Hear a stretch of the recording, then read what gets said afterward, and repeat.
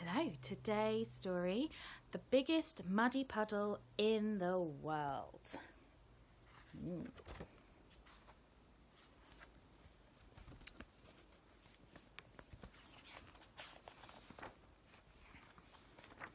Okay.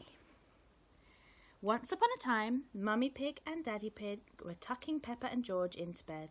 "There's so much rain," Peppa said. "That means there will be muddy puddles to jump in tomorrow," Mummy Pig smiled. The splish, splash, splosh of raindrops on the window sang Peppa and George to sleep, dreaming of muddy puddles. While Peppa and George slept, it rained and rained and rained. It rained so much that the next morning when Daddy ran out to jump in a muddy puddle, he landed straight in a massive pool of water. "Oh, who put all this water here?" Daddy Pig said as he swam back to the house. "And where are the muddy puddles?" asked Peppa. "Splash! Quack, quack, quack." "Our house is like a desert island," Peppa laughed, looking at the water.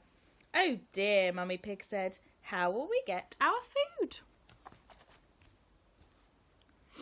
Granny Pig and Grandpa Pig arrived on their boat. "Ahoy there!" Grandpa Pig said. "Wonderful boating weather. Do you need anything from the shop?" Granny Pig asked.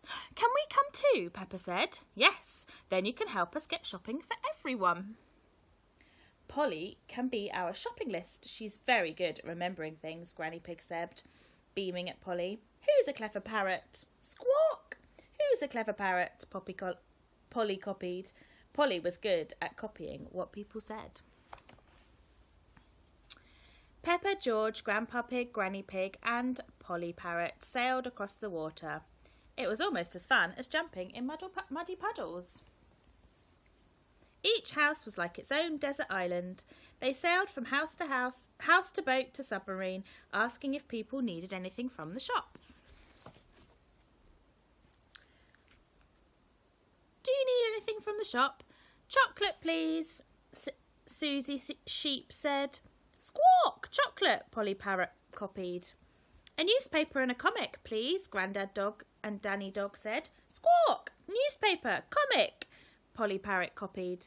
"Cheese, please," Grampy Rabbit said. "Squawk! Cheese," Polly Parrot copied. When Grandpa Pig's boat arrived at the supermarket, Miss Rabbit was all alone. "Silly, isn't it? A little bit of rain and everyone stays at home. What can I get you?" "Polly has a list," Peppa said proudly. "Squawk!" Polly Parrot opened her beak and said, "Who's a clever parrot? Who's a clever parrot?" Oh dear. Polly Parrot had forgotten the list. Luckily, Peppa remembered what everyone wanted. Grandpa Pig sailed back from submarine to boat to house. "Cheese," Peppa said. "Thank you, Peppa," Grampy Rabbit said. "Newspaper and comic," Peppa said. "Thanks, Peppa," Grandad Dog and Danny Dog said. "It was lucky Peppa was going to the shop," said Mummy Sheep, "or else we'd have nothing for dinner." "Here's your chocolate, Susie," Peppa said. "Oh," said Mummy Sheep. Peppa and George arrived back at home in the evening. "Did you have fun sailing with Grandpa?" Mummy Pig asked. "Yes, I remembered everything everyone wanted," Peppa yawned. "But there were no muddy puddles." George snorted in agreement. "Maybe there will be some muddy puddles tomorrow," Daddy Pig said. The next morning the sun was shining brightly in the clear blue sky. Polly Parrot flew with a sprig of leaves in her beak to show them all that the water had gone. She landed on Grandpa Pig's boat that was now stuck on Peppa's front lawn. "Oh," Granny Pig said, looking out from the boat, "I wonder what kind of mess the flood has left." And what did they see? The houses that were once desert islands were now back to normal, sitting on top of their hills. The water that Peppa and George sailed through was now gone, and instead, at the bottom of Peppa and George's hill was... the biggest muddy puddle!